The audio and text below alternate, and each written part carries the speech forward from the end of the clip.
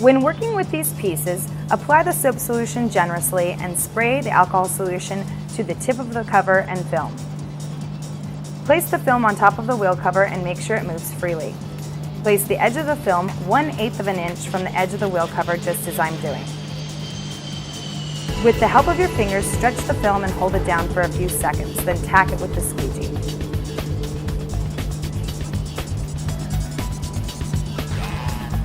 If small ripples are shown, spray alcohol solution and use your squeegee. Now that the tip is tacked down, take your soapy solution and respray the remaining piece. Do this carefully not to peel what you've already tacked down. Spray the alcohol solution on the opposite side of the piece as well as the paint.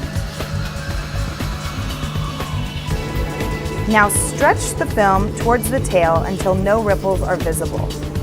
Make sure to hold it down long enough so that the film can adhere. While holding, remove all excess water, giving it several passes with your squeegee. Feel free to respray and keep the piece lubricated.